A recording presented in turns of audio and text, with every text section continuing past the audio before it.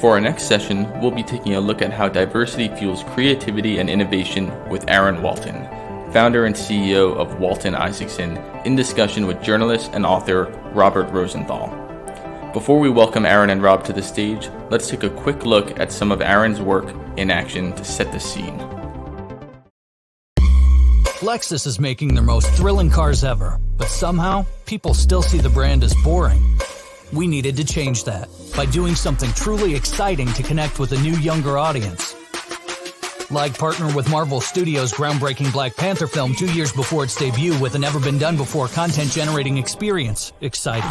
We kicked it off by working with Deadpool creator Fabian Nicieza on an 8-part graphic novel, which Lexus launched at their exclusive first-ever Comic-Con concert with the Black Eyed Peas. Social media was lit. Fandom intensified when we had West Coast Customs create a one-of-a-kind Black Panther Lexus just in time for auto show season.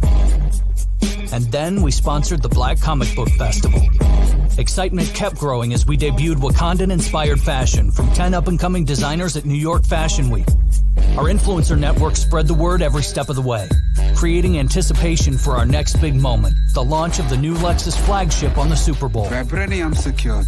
Which was ranked one of the best commercials of the game, was the most watched Lexus commercial ever, and gave us a 1,080% lift in search at prominent auto sites. This unprecedented effort shattered all expectations, with over 56 million organic social media impressions, over 5 billion earned media impressions, and a 269% lift in Lexus LS sales, proving that when you think beyond product placement and engage culture in an authentic way, the result is anything but boring. Well, how you like that? Good afternoon, everyone. Welcome. I will tell you that our guest is the brains behind incorporating Lexus into the Black Panther movie franchise. He's the founder and driving force behind Walton Isaacson, the premier multicultural marketing communications agency in America, with clients such as Lexus, as you've seen, and McDonald's. You might also be familiar with one of his partners in the business, Irvin Johnson, otherwise known as Magic. And when he's not running the agency, which, I mean, he's doing that 24/7, 365, but on the odd time that he takes a break, he can be found on runways in Paris and Milan, modeling the fashions of Japanese designer Rien Shu, making him literally the model businessman. There's no one more equipped to talk about the power of diversity. So on behalf of Skift, I am delighted to introduce you to Aaron Walton. Hello, Aaron. Hello. Thank you for that incredible introduction. Very generous. Thank you, Rob. Well, not generous, honest, true. Okay, so let's jump right to it in the time that we have. Our topic today is diversity, how it fuels creativity and innovation, whether it's in advertising, in the workplace, in the marketplace, everywhere. What does it mean? What does that mean to you? Here's what diversity means to me. It really means harnessing the power of disruption, right? Because differences are disruptive. And that's the key to innovation, disrupting the status quo or the predictable. And when we have moments of disruption, it kind of breaks those patterns that often lead to blind spots. And so what it really means for me is really being disruptive. At our agency, we don't refer to D&I in the traditional sense of diversity and inclusion. We think of it as disruption and innovation. And that's kind of ultimately the power that it has. What does it look like when it's working? Well, it looks and sounds messy, if I'm going to be honest with you. On the surface, it looks racially diverse, like a full spectrum of skin colors, hairstyles, clothing choices, cultural cues. The eye should actually be able to see diversity, but just as important, or probably even more important, is how it sounds, right? The ear should be able to pick up diversity because conversations should be colliding with different points of view, different life experiences, different ways of looking and solving problems. So the sound of diversity is the sound of it's a sound of the status quo kind of smashing into pieces and then rearranging them into something that no one had come up with before. When I talk about it, I often use the analogy of a kaleidoscope, right? When you look at a kaleidoscope, there are these beautiful individual shapes and colors, and on its own, each of those could be beautiful. It is beautiful, but when you kind of turn it and twist it, you create something even more dynamic and more kind of graphic and just more engaging. And so for me, it's really about those collisions and how it can help move things forward. And how and why is that particularly important in a creative business? That's a great question. Look, you've done stand-up, right? Yeah. So often that the first jokes that you discover, not necessarily, well, they're likely to be the same jokes as another comic will discover. And the obvious always comes first, whether it's in comedy or any creative, expression. But breakthrough creativity, that's way down there. It has to be kind of excavated and shaped and molded and twisted. And when you do that, in a creative business, it will survive, it will thrive by having that kind of competitive edge, by discovering those gems, those moments of innovation that no one else ever saw. We can all basically create, we can all play the game, but innovation, game changing. That's what happens when you understand, how to activate diversity. And by the way, it has an impact on the bottom line, right? McKinsey did a study, and they showed that, gender diverse companies were 15% more likely to outperform their competitors. And they found that, ethnically diverse companies were likely to outperform the companies by 35%. Right. So it does have a huge, huge impact on the bottom line. Harvard Business Review did a study too. They showed that leaders who give diverse voices, equal airtime, are 2.5 times more likely to unleash value-driving insights.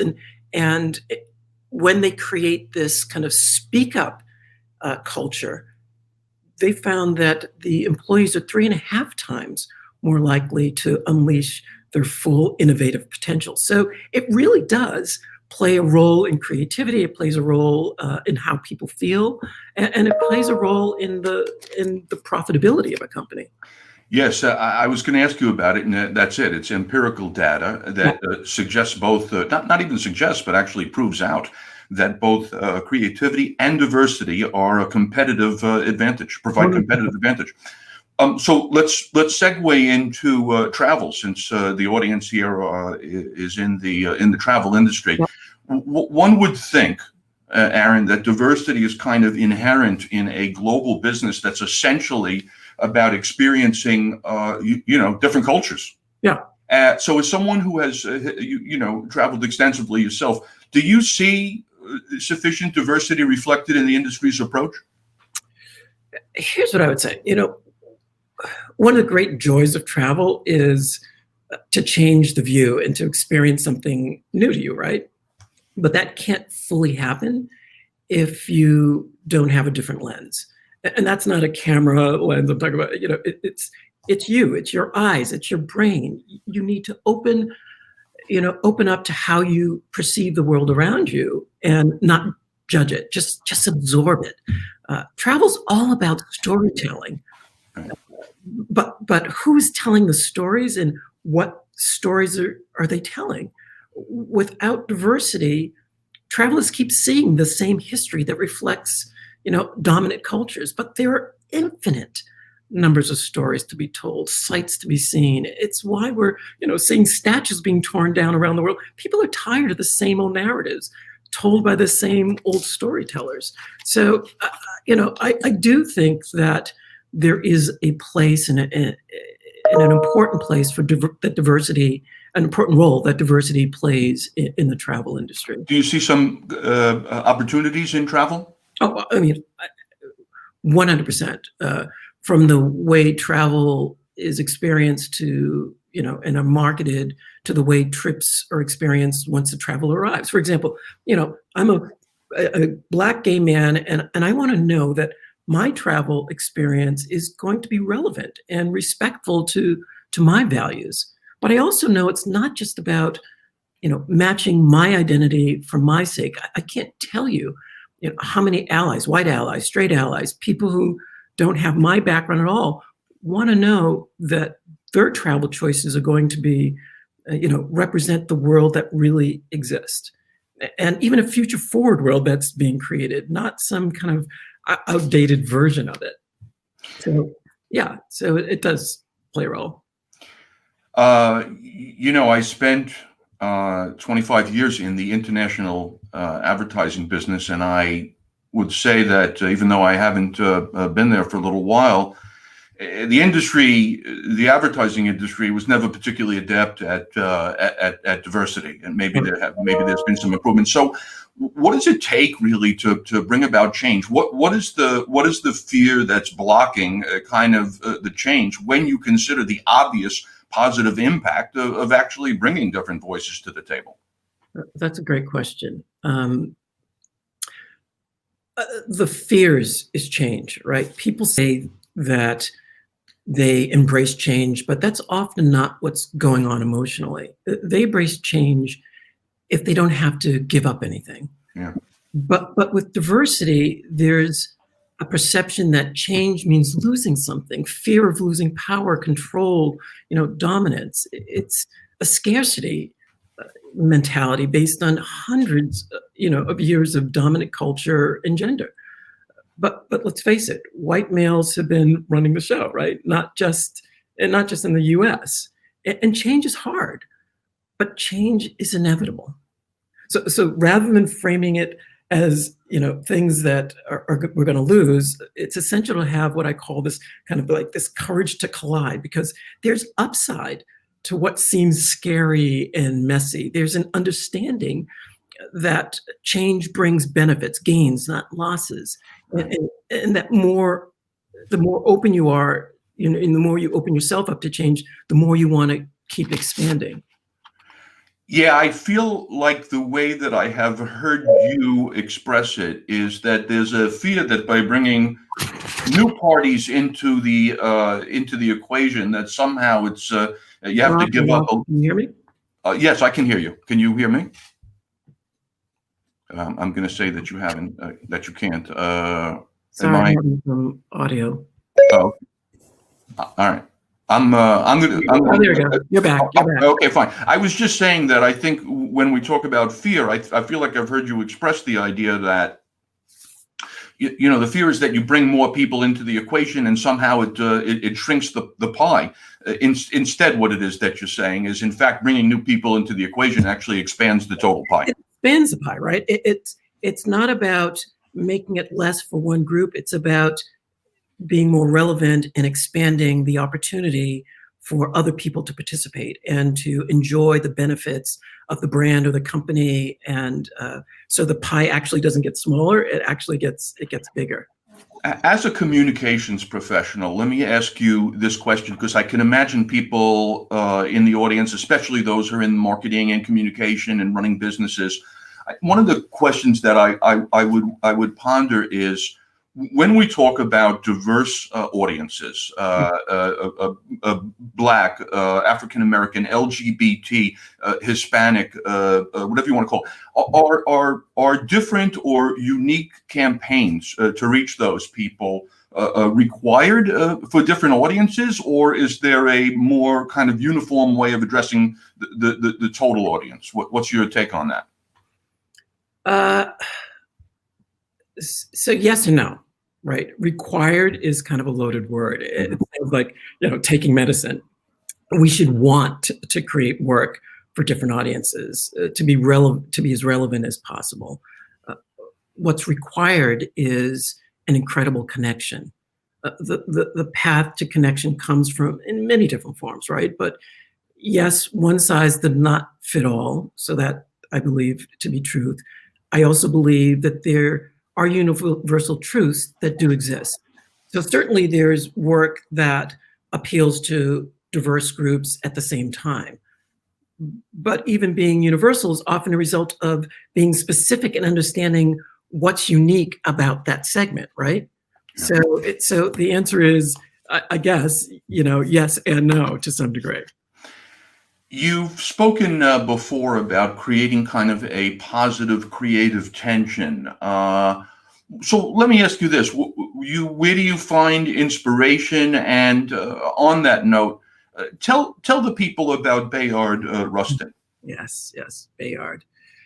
Well, okay. So for the first part, I would say that inspiration is all around us. You just have to be receptive to it, to be curious. I mean, I'm an entrepreneur. I'm curious. I want to discover things and learn about new things, and then try to come up with unique solutions. Right.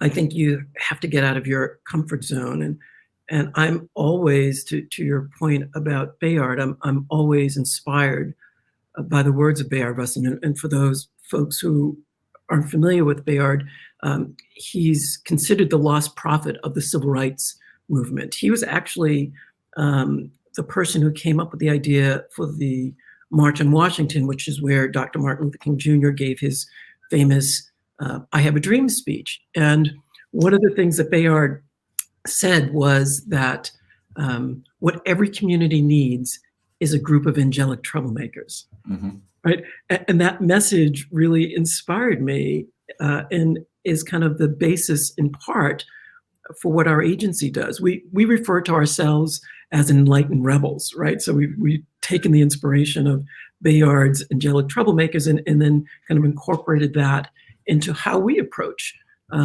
our own agency, how we approach our clients' business, which is, data-driven, looking at insights, but understanding that those insights come from a lot of different groups and really trying to change the status quo, which, as I said earlier, kind of leads to those blind spots and ultimately gives you the level of innovation that you need. Well, I mean, at minimum, you've given me fodder for the next time I introduce you, because apparently you're a rebel and a troublemaker.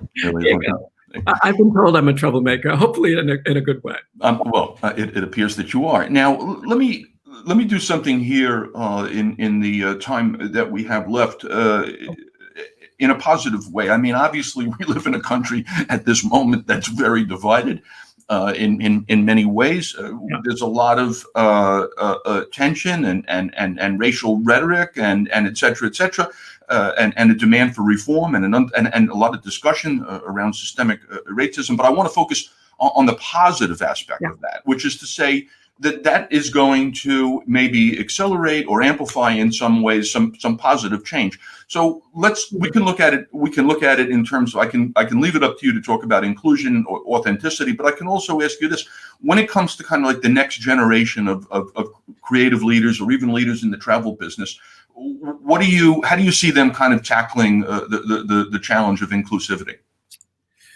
So that's a great question. Look, I see the next generation of creative business leaders coming from historically marginalized groups, right? And therefore not viewing inclusivity as a challenge, but more of a responsibility, right? A natural way of being. All this lacks, of inclusivity isn't rocket science. It's a choice to exclude people. But the next generation knows that it's a terrible choice. And they're going to make better choices, and we'll all be better for it. One would hope. One of our mutual friends, Rochelle Newman Carrasco, was a brilliant writer and Hispanic strategist. And I remember her being in a meeting one time, and one of the clients had said, "Well, Rochelle, millennials are colorblind, and so they don't see color. So it's fine to kind of do this kind of total market." And she said, "Well, wait a minute. When is being blind a good thing?" Actually, millennials are color confident. They see color, they understand it, they celebrate it, and they can't understand anyone who doesn't. And so I see that generation, those people, looking at this as their responsibility and not as a chore for something that they have to do in the future.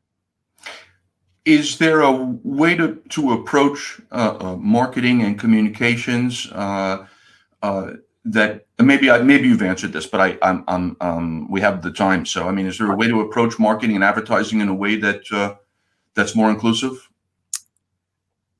If by we you mean gatekeepers, the people holding on to power, which is fundamentally, quite frankly, straight white males and white women after that, you acknowledge the reality that you prioritize inclusivity as a business goal that is real and measurable and requires you to change how you do things. It requires you to kind of learn and listen and to put your faith in the people who know inclusivity better than you do, right? And you understand that inclusivity isn't just about adding people or extending invitations for people to participate. It's giving people leadership, power, budgets, authority, in supporting them in the process. It's not just about checking the boxes. It's about giving them a seat at the table and a voice at the table and the responsibility that comes with it. By the way, on a completely unrelated note, I mean, it's clear that I'm coming to you from New York City. I don't know if you can hear it, but generally we have police and ambulance sirens in the background. Yeah, sadly, things are taking a turn for the worse with COVID, but we'll get it. Let me ask you this: what about you? What is authenticity? You talk a lot about kind of ensuring authenticity, and I understand it in the context of this conversation because anybody can kind of, like you said, fill in boxes. I have this, I have this, I have this, but there's what people are able always, I think consumers are always able to perceive is that it's coming to them in a way that feels, legit, authentic, real. What's your commentary on that? Well, first, it will be authentic when people engaged are from diverse communities, right? Engaged in leadership positions, not just engaged as consultants. And it will be authentic when people's intentions are adjusted to really care about diverse consumers as people, not just as statistics or as stereotypes or as business opportunities, but as people with cultural histories and names that need to be pronounced properly and heritage stories that need to be relearned and celebrated, not just, 1 month of the year. I tell folks all the time, look, I'm glad you're celebrating Black History. I'm glad you're celebrating, Gay Pride Month, but I'm Black and gay 365 days a year. in June. I talk all the time. Yeah, that's good. Before we close up, just on kind of more of a personal thing, I got to say that the year leading into the into the kind of lockdown, I had never been to more places in my life. I mean, I was literally in 15 countries, and we come from kind of a travel mentality. We just love the energy of being in another place and really kind of absorbing the local culture. So I'm at the point now where literally, I get a car ride and go to Connecticut and I'm excited. You know what I'm saying? It's like, what are you on a personal level? What are you like when we can get back and travel? Like, what are you looking forward to most? Is it a vacation thing? Is it a business thing? What are you excited about? I will tell you honestly, it is about connecting with friends that I haven't been able to see. I have an apartment in New York. I'm in Los Angeles now. And I was thinking the other day, this is the longest in my career. I've been at this now since 1983, right? Mm-hmm. This is the longest in my career. I've never been in New York for any stretch of time. So I'm looking forward to being able to get back to New York. I literally haven't been on a plane, sadly, since March. And I'm like you, I was on the road 80% of the time. I loved it. There was an energy when I was on, when I would travel. I would see the same people at the airport and they became as much and as close to me as some of my staff, right? I usually travel American and United and an American, those folks were connected to me in a very special way. So I kind of miss that. I love theater. I love the art and I can't wait for Broadway to be back up so I can, I can go back and enjoy the amazing artistry that's out there.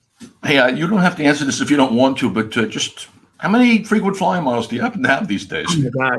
Well, I was really nervous because I'm concierge key with American. Yeah. And all of a sudden, the first thing that happened, I was like, oh my God, am I going to lose my status?